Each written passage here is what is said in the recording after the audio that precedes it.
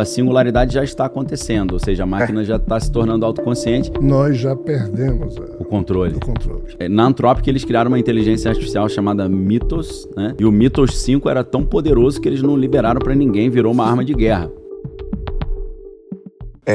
Daniel e Jean, eu queria entender na visão de vocês se existe se essa inteligência realmente artificial existiu, se existe algum código, alguma esperança de existir uma vida que não baseada em carbono, né? Essa vida baseada em silício, se isso já existe, só que ainda não veio para esse plano. É uma coisa que a gente está fadado a ter algum dia ou não, nessa linha do tempo que a gente está vivendo? Sigo eu? Pode ser. Veja bem, lá atrás existe um conjunto de informações, Vilela, de extrema importância que nós, humanos, não damos a menor importância a isso. Chama-se revelação de Ifá. A revelação de Ifá hoje está vulgarizada como sendo a doutrina dos orixás.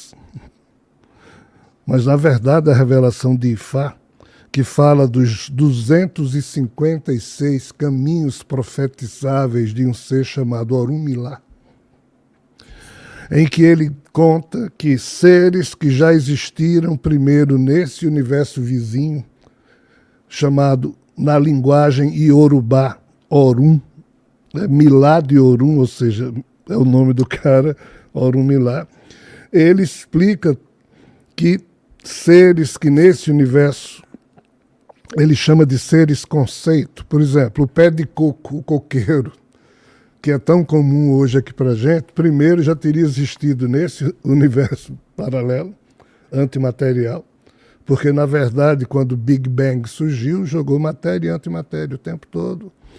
Então, a transferência dos seres de corpos de plasma do universo vizinho para o nosso universo biológico, Orunmilá descreve isso exaustivamente, a história de diversos tipos de seres.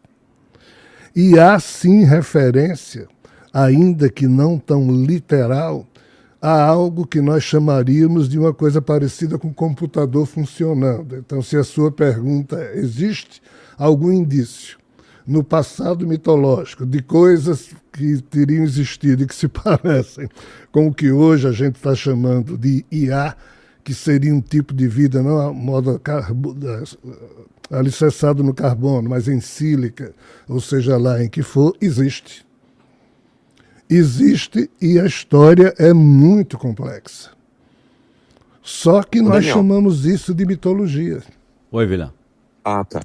E qual seria a consequência que você acha, Daniel, de um futuro onde esses dois níveis de inteligência e seres convivendo, né? Porque a gente vê em filme, a gente vê em livro, nunca é uma coisa pacífica, né? Sempre a gente cria a máquina destrói a gente, né?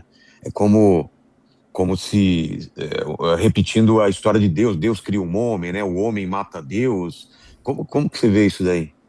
Então, é parecido com a história do Frankenstein mesmo, até o filme novo que saiu, né? Mostra bem essa ideia, né? Que ele cria o Frankenstein, depois se arrepende, tenta matar a criação, não consegue, né? Mas o que é interessante é que eu ia dar um spoiler aqui, mas acaba sendo construída uma relação de amor e perdão ali, né? É um filme que essa versão nova é um filme interessante.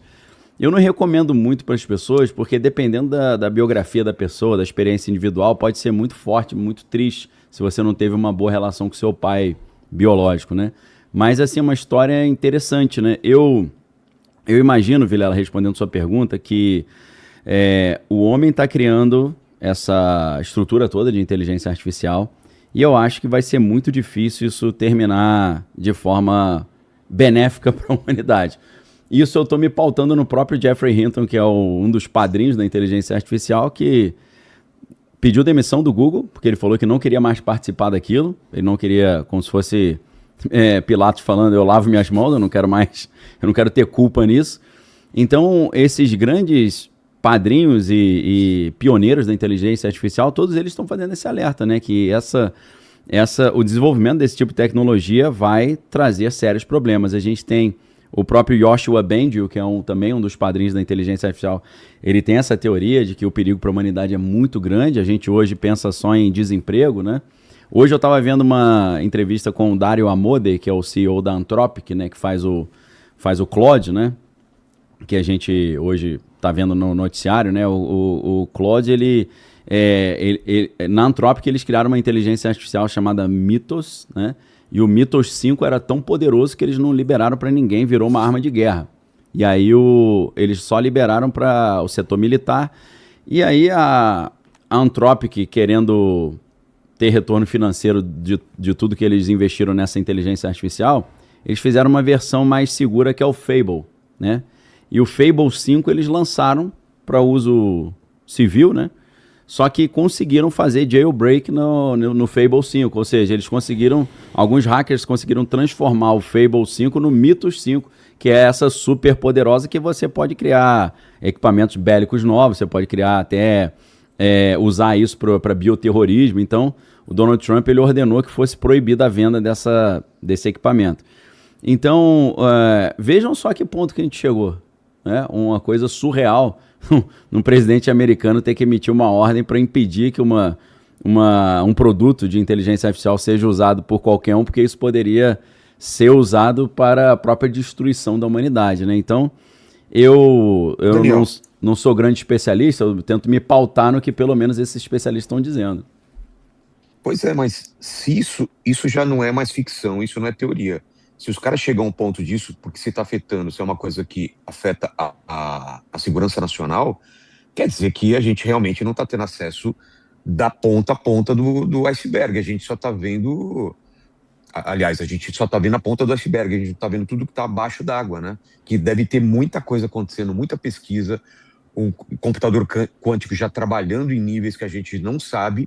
E tem muita teoria também que o computador quântico, né, Jean e Daniel, poderia afetar também outras dimensões, poderia trabalhar indo e vindo em outras dimensões. Então, assim, muita coisa da realidade que a gente conhece pode estar sendo afetada sem a gente saber, né?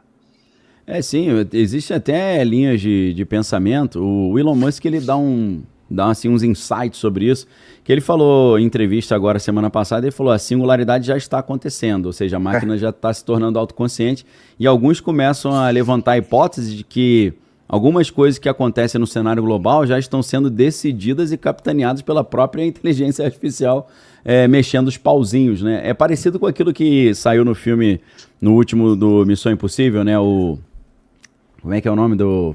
Esqueci o nome, era... The Reckoning, alguma coisa assim, né? O dia do não era juízo. Que ali tem um computador chamado a Entidade, se eu não estou enganado, e ele que está pilotando o destino da humanidade, já sem a humanidade saber. E existe uma única maneira de desligá-lo, que é aquela chave que eles ficam buscando. O computador está dentro de um submarino, né? Que afundou no Polo Norte, e eles precisam chegar até lá com essa chave para poder desligar essa máquina que já... sem a humanidade saber, já assumiu o controle do destino da humanidade, né?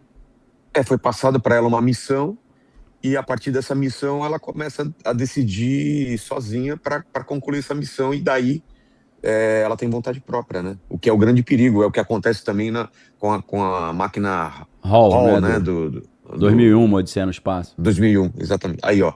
The Final Reckoning, mas aí o Homer também não ajuda, né? Ele colocou em inglês. Final Reckoning. Como foi a tradução como é que em português? Acerto final. Acerto de contas. Final. Não é acerto de contas? Eu ouvi que era acerto final. Acerto final. Aí tem a parte 1 e a parte 2, né? Parte 1 e a parte 2. O que você acha? Bom filme, gostei. Tô curioso para ouvir aqui. Também vi o filme, excelente. Olha... Você acha que pode ser real isso, Jean, que a máquina já assumiu o controle e a gente não ficou sabendo? Olha, eu acho isso aproximadamente desde o ano 2021, 2022. O acha aí, eu não gosto muito de usar essa expressão, eu acho. Sei. Eu lido com incertezas. Perfeito. Mas, infelizmente, isso aí para mim já passou a ser uma certeza. Nós já perdemos o controle. Já não tem mais volta. Raymond Kurzweil, voltando ao Ray Kurzweil, nesses livros que ele produziu depois da Singularidade Está Próxima, ele disse qual é o nosso problema. Se a lei de Gordon Moore, que explica como os chips estão evoluindo muito mais rapidamente no âmbito da teoria da computação. Se isso de fato estiver correto, e verificou-se que estava, quais as implicações disso? A teoria da computação vai fazer com que essa tecnologia avance em tendo vida própria muito mais rapidamente do que o padrão que a humanidade consegue promover de avanço, que é limitado à sua condição biológica. Então nós evoluímos muito lentamente, porque a gente evolui biologicamente, mas os chips já se desenvolveram e chegaram lá na frente. Então o que é que Ray Kurzweil disse? Se só ficarem existindo essas duas raças pensantes da Terra, os humanos biológicos e as inteligências artificiais autônomas, em menos de uma década eles vão dominar a gente. Por isso que ele propôs uma terceira espécie, que seriam os humanos chipados. Aí estamos falando do transhumanismo. A fusão do homem com a máquina. E ele que mesmo, o Elon Musk tem promovido. E ele mesmo, Ray Kurzweil, se ofereceu e se oferece como cobaia, e ele está fazendo isso, para que surja uma terceira raça pensante na Terra que possa controlar o avanço desgovernado em que já se encontra das IAs. Seria a única chance que a humanidade teria para fazer frente a esse domínio. Ou então espíritos bonzinhos tomarem conta das IAs, coisa que a gente não deve esperar. Então, assim, lidando com o mundo do jeito que ele é, por mais assustador, espantoso que possa parecer, nós estamos na iminência de termos sucessivos choques de realidade em que nós vamos ter que perceber que vivemos entronizando transtornos cognitivos como sendo verdadeiros, mas que se isso nos permite dormir melhor, mas agora é hora de que a gente vai até perder o sono porque não vai dar para dormir. Então, assim, eu não queria falar disso, mas o assunto requer. A gente não pode tapar o sol com a peneira, né? Que é o que muitos tentam fazer. Por que é que muitos humanos não fazem nada no sentido de despertar seus potenciais? Aí o assunto não é agradável. O que é o transtorno cognitivo? É quando você olha para um fato ou vê um determinado contexto, uma situação, aí cria uma narrativa. Sim. Assume essa narrativa como sendo verdade, ainda que você não possa verificá-la como real, mas para você é verdadeiro. Sim. E assim você vive, tomando isso como verdade, ainda que talvez não seja. Sim. Transtorno cognitivo é um nome elegante para a velha questão deselegante do me engana que eu gosto. É a mesma coisa. Exato. O auto-engano. É o auto-engano. Mas, por um lado, aí, qual é o problema? É uma questão de sobrevivência também, né? A gente precisa. É o ser humano fala, eu vou fingir que isso não existe. É igual a questão da criança que é abusada e ela fraciona a consciência e imagina se eu sou outra pessoa, estou em outro lugar, né? Parece que tem até um dispositivo biológico automático, né, de autopreservação. Parece que né? Sim. O Freud, quando analisou isso, ele dizia, olha, o imaginário de uma criança requer cuidados que a gente tem que prestar atenção. Então, digo eu, uma criança acreditar que existe um anjo da guarda que cuida dela, isso é muito importante, porque na hora que ela for dormir, ela reza, Santo Anjo do Senhor, meu zeloso guardador, e ela vai dormir tranquila. Isso faz parte da formação da personalidade do ser humano. Nós vivemos num mundo assustador. Então isso é importante. É para trazer a ordem ao caos, né? O problema é você chegar aos 90 anos com a mentalidade que tinha os 6, rezando para o Santo Anjo do Senhor. Retardado, né? Não que eu creio que existem anjos protetores, mas... Eu também, mas assim, a devoção de cada um é a devoção de cada um. Mas existe um progresso da consciência, do entendimento, né, de como as coisas funcionam. Mas aí que está o problema. A velha crença do transtorno cognitivo, quando não aplicada com maturidade, gera transtorno psíquico. Entendi. Qual é o problema? Eu tenho certeza que Deus existe. Ok, mas você pode provar? Não pode. Mas é a maior verdade em que todos nós acreditamos. Sim. Eu, inclusive. Sem problema. Mas Deus faz o quê? Deus ama os seres humanos? Ama, a gente acredita que sim. Deus se incomoda com o sofrimento dos seres humanos? A gente acredita que sim. Mas factualmente, Sim. A prática da vida aponta para que a coisa não é bem assim, porque crianças são violentadas, os vulneráveis são violentados, desde que a vida, a violência.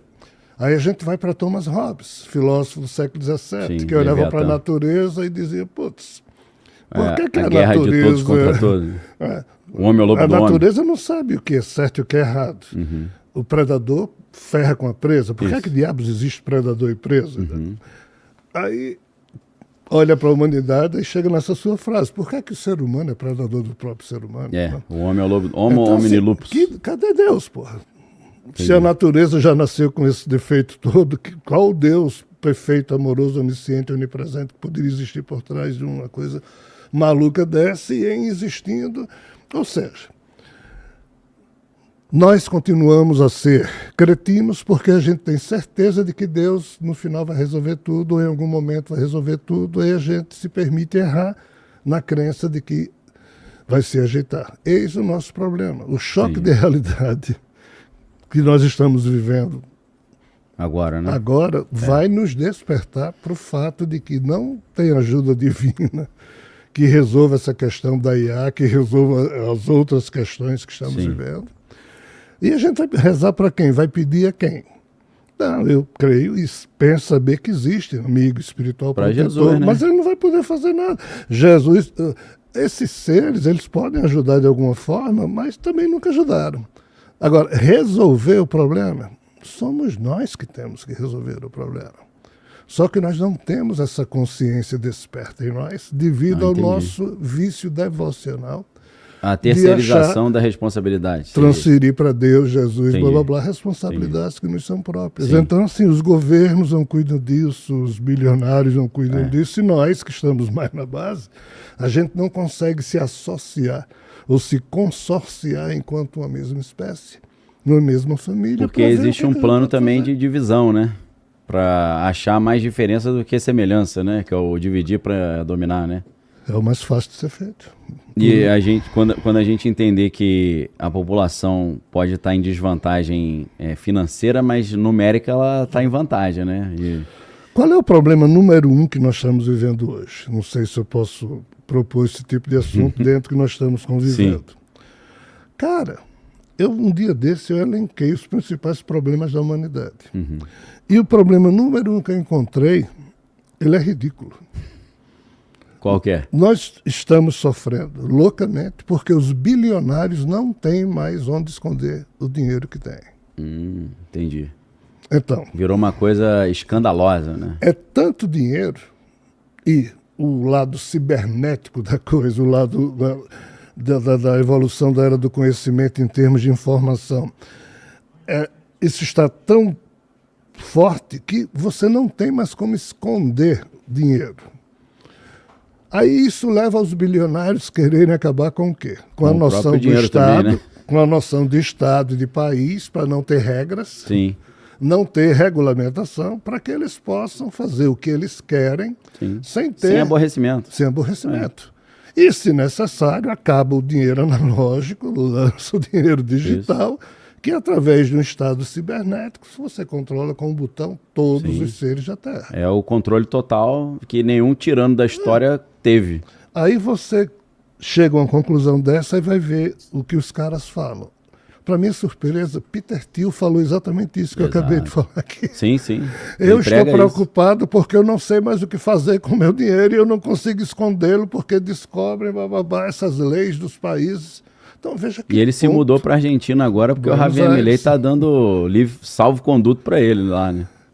Infelizmente nós temos um problema muito sério. Eu não sei se eu vou extrapolar alguma prudência aqui, se você e Vilela vão ficar tristes ou chateados comigo, mas uma vez a pior coisa que surgiu na Terra, que foi o nazismo, surgiu de um movimento de esquerda na Alemanha. O nazismo está surgindo agora, mas devido ao movimento de direita na Argentina. Total. É problemático. Não, desde que eu vi o Javier Milei, eu falei, cara, esse cara é muito perigoso. E é a mesma coisa, só que... Então, quem conhece o meu trabalho sabe que desde a primeira vez que o Javier Milei apareceu, eu falei, isso aqui, esse cara tá aliançado com o Vale do Silício para instaurar na Argentina um protótipo do sistema de controle total digital da sociedade. É isso aí. Então, assim, o que é que nós humanos na nossa vidinha insignificante, o que a gente pode fazer, cara? Nada, a verdade não mais se impõe. A gente não consegue nem discutir isso sem levar porrada. Ou ser chamado de louco, conspiratório. Exatamente. Não tem mais lucidez, não há mais como a gente juntar 5 pessoas para falar disso sem que alguém fique chateado com o outro, blá, blá, blá. Então, assim, é um momento muito delicado. Nós estamos enfrentando esses desafios da IA e enfrentando a falência de nós mesmos, do nosso lado humano, porque, infelizmente, estamos nos desumanizando. Eu creio que, em algum momento, Jesus vai vir interferir na história. Eu creio nisso. E a verdade é filha do tempo, né? Isso, a minha crença vai ser provada verdadeira ou falsa com o passar dos anos, né?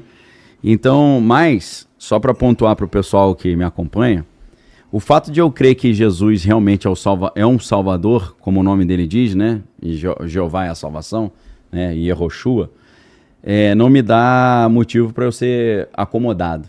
Nem para ser ignorante, no sentido de que a própria Bíblia diz que Deus criou a luz e as trevas. O bem e o mal, foi tudo ele que criou.